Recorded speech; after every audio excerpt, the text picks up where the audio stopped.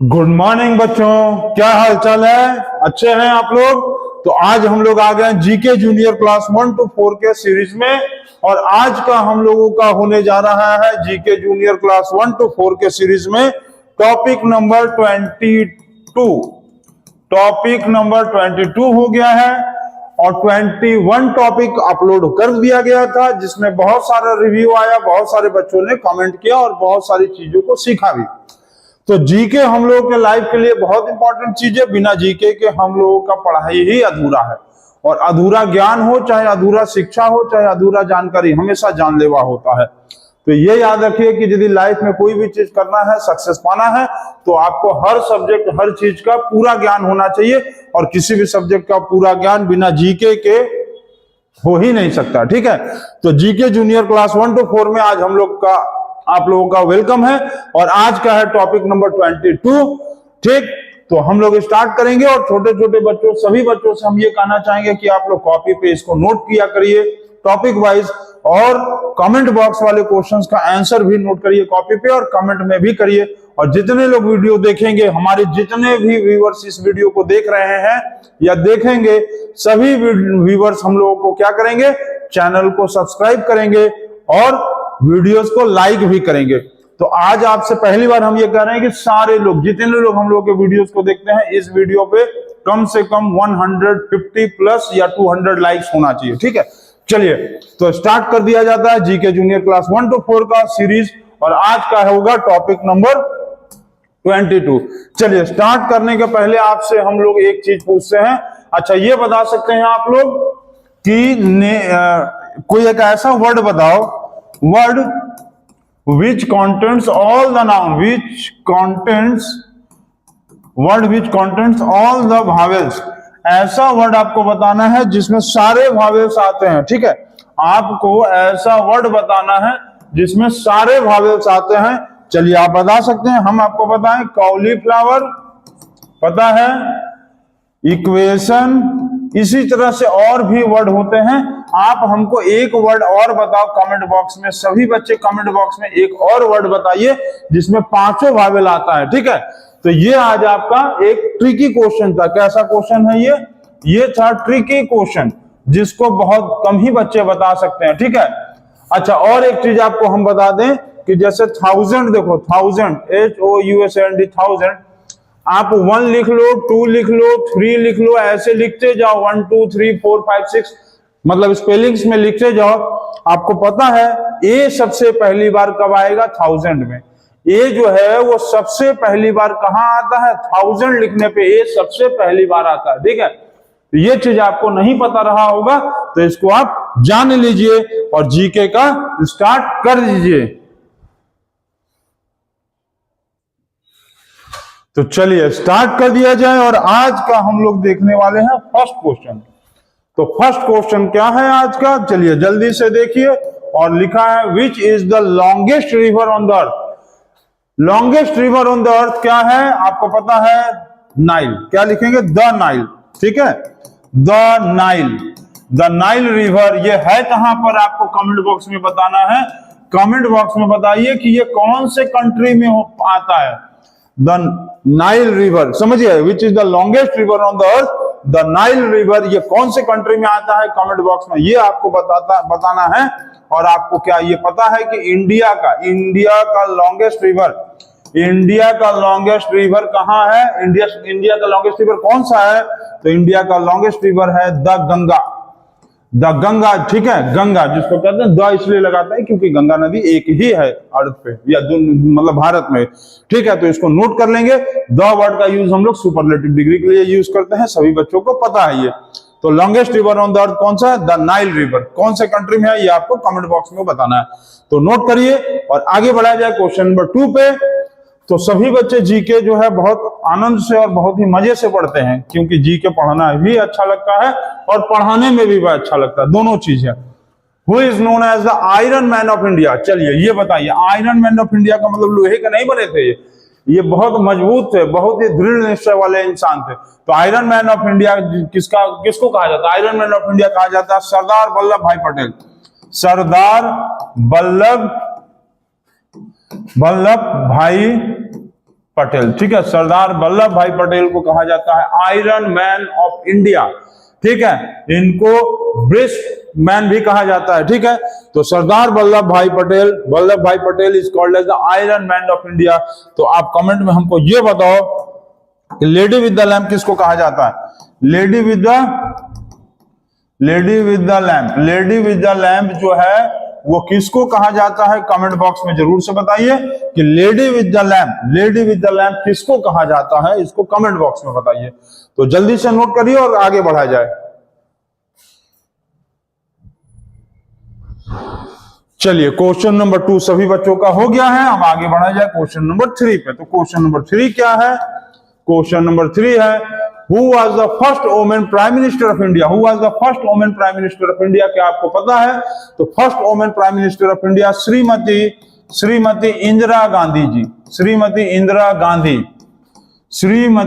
गांधी जी जो है वो इंडिया की अभी तक की एकमात्र वुमेन्स प्राइम मिनिस्टर है और उसके बाद फिर कोई बन भी नहीं पाया, ठीक है। श्रीमती इंदिरा गांधी। तो आप हमको ये बता सकते हो what was the name of son of what was the name of son of Shrimati Indira Gandhi who also become as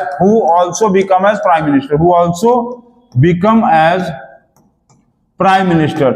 Indira Gandhi के लड़के का क्या नाम था जो इंडिया के प्राइम मिनिस्टर भी बने थे? तो इस क्वेश्चन का आंसर आप हमको कहां बताओगे? कमेंट बॉक्स में बताओगे।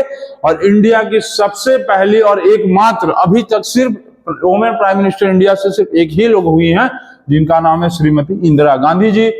और श्रीमती इंदिरा गांधी के लड़के जो थे वो भी प्राइम मिनिस्टर बने थे, उनका नाम आपको कमेंट बॉक्स में बताना है। तो जल्दी से नोट करिए और कमेंट बॉक्स वाले क्वेश्चंस का आंसर जरूर से बताया करो। इससे क्या होगा कि आपके अंदर क्यूरियोसिटी जगेगा और कहीं ना कहीं आप आंसर भी जाने जाओगे, ठीक है।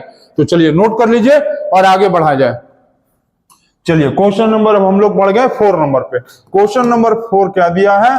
Who is known as the father of the Indian Constitution? Who is known as the father of the Indian Constitution? तो आपको पता है मतलब फादर ऑफ इंडियन कॉन्स्टिट्यूशन किसको कहा जाता है? डॉक्टर भीमराव अंबेडकर, ठीक है। डॉक्टर भीमराव अंबेडकर कहा जाता है फादर ऑफ इंडियन कॉन्स्टिट्यूशन। अच्छा, ये आप बता सकते हो कमेंट में कि who was the first president of India? Who was the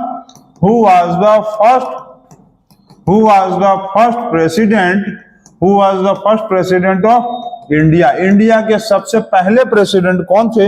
ये आपको कमेंट बॉक्स में बताना है। और हमको यकीन है कि ये आंसर आपको जरूर आता होगा। तो कमेंट बॉक्स में इस क्वेश्चन को आप हैशटैग वाले क्वेश्चन को बताइए कि who was the first president of India. और फादर ऑफ इंडियन कॉन्स्टिट्यूशन कहा जाता है डॉक्टर भीमराव अंबेडकर जी को। तो जल्दी से नोट कर लीजिए इसको आप।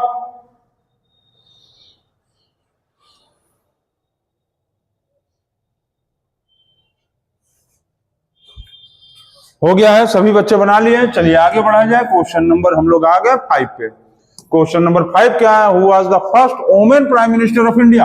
अच्छा, women president. Who was the first women president of India? India में अभी तक सिर्फ 2 ही लेडीज ऐसी हैं, 2 ही वुमेन है जो प्रेसिडेंट बन चुकी हैं, जिसमें से फर्स्ट वुमेन प्रेसिडेंट कौन थी? श्रीमती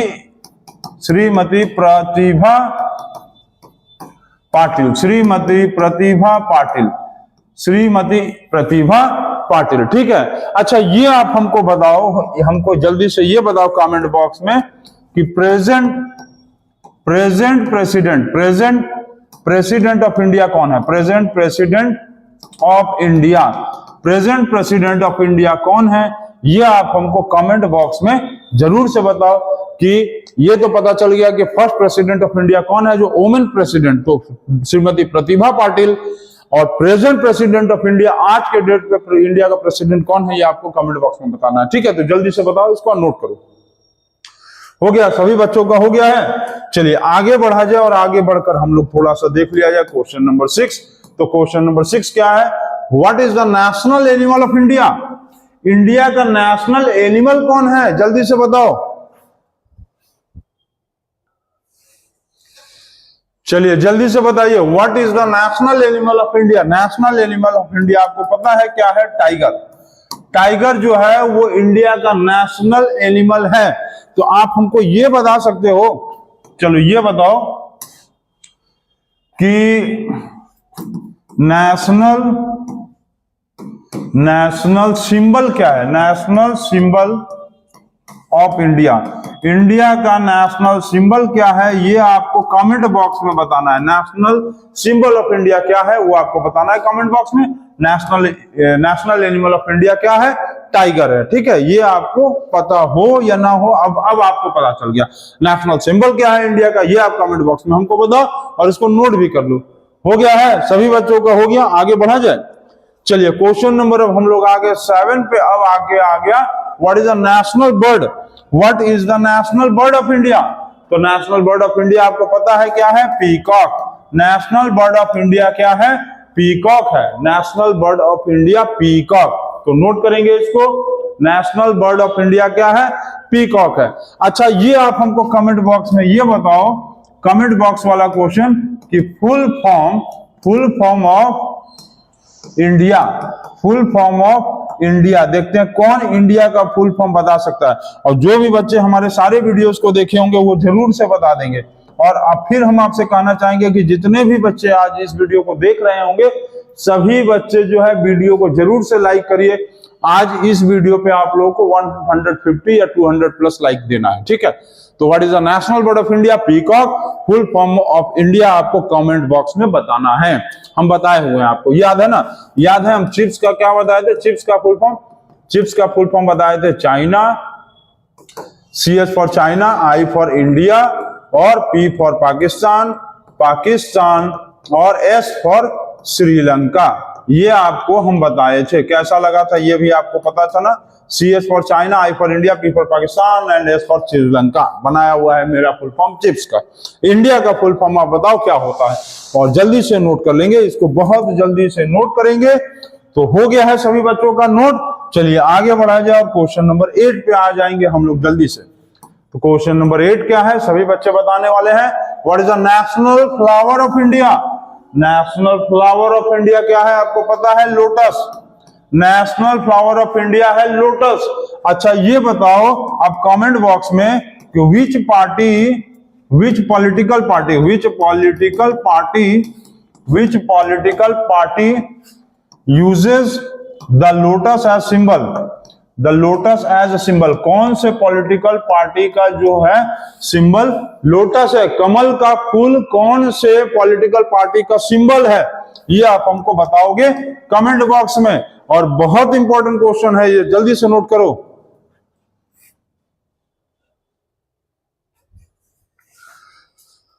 चलिए हो गया है, सभी बच्चे इसको बना लिए हैं, सभी बच्चे इसको बना लिए होंगे, हमको उम्मीद है बना लिए, नहीं सबको यकीन है, हमको भी यकीन है, बच्चों को भी यकीन है कि बना चुके थे।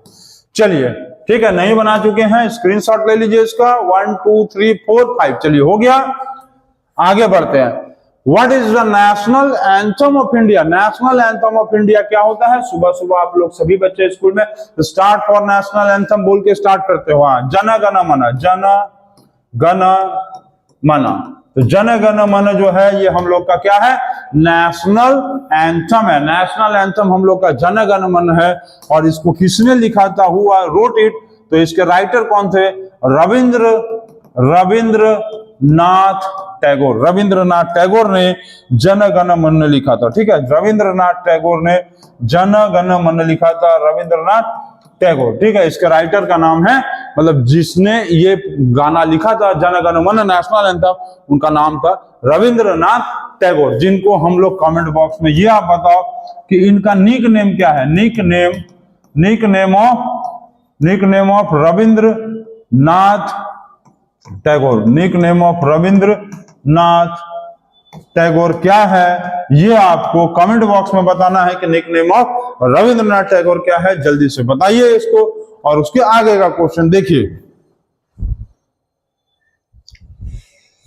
चलिए हो गया है, सभी बच्चों का हो गया। क्वेश्चन नंबर 10 पे आ गए हम लोग इस वीडियो के। तो what is the national song of India? National song, अब नेशनल एंथम अलग चीज है, नेशनल एंथम जन गण मन है, नेशनल सॉन्ग ऑफ इंडिया क्या है? तो नेशनल सॉन्ग ऑफ इंडिया है वंदे मातरम, वंदे मातरम। ठीक है, अच्छा वंदे मातरम तो हो गया। अच्छा ये आपको कमेंट बॉक्स में ये बताना है कि who wrote the Vande Mataram, Vande, who wrote the Vande Mataram, who wrote the Vande Mataram, क्या है वंदे मातरम ना, MATARM, वंदे मातरम। ठीक, MATARM, वंदे मातरम जो है इसको किसने लिखा था ये आपको कमेंट बॉक्स में बताना है कि हु रोड द वंदे मातरम। ठीक है, वंदे मातरम को किसने लिखा था कमेंट बॉक्स में आपको बताना है कि वंदे मातरम जो नेशनल सॉन्ग है इंडिया का उसको किसने लिखा था। तो ये आप लोगों का हो गया जीके का 10 क्वेश्चंस। टॉपिक नंबर 2 क्या है? टॉपिक नंबर 22 जो है ये एंड हो गया है, टॉपिक नंबर 22। और आज आपसे हम एक बहुत इंपॉर्टेंट चीज बताना चाह रहे हैं कि देखो जितने भी बच्चे इस वीडियो को देख लो, एक चीज जान लो कि कोई भी चीज अपने लाइफ में आप अधूरा मत करो, चाहे पढ़ाई भी करो, चाहे आप खेल कूद करो, चाहे गेम खेलो, चाहे कोई भी अपने लाइफ में कोई भी काम करो तो अधूरा मत छोड़ के जाओ, क्योंकि काम को जो अधूरा वही छोड़ता है जिसके लाइफ में कोई एक एम नहीं होता है, कोई कॉन्फिडेंस नहीं होता। जो इंसान के अंदर कॉन्फिडेंट होगा ना, जो इंसान के अंदर कॉन्फिडेंस होगा वो किसी काम को अधूरा नहीं छोड़ता है, क्योंकि उसको काम करने के पहले ही पता रहता है कि हम इस पूरे काम को कर लेंगे। और काम को वही अधूरा छोड़ता है जिसके मन में डर होता है। तो आपको डरने की जरूरत नहीं है, काम को पूरा करना है, तभी जाकर आप अपने लाइफ में पूरी तरह से 100% सक्सेस करेंगे। और जीके को पढ़ते रहिए, हम लोगों को वीडियोस को लाइक करते रहिए, सब्सक्राइब भी करते रहिए, और आपके लिए नया वीडियोस आता रहेगा। तो ये हो गया जीके का टॉपिक नंबर 22 का एंड। तो thank you and good bye.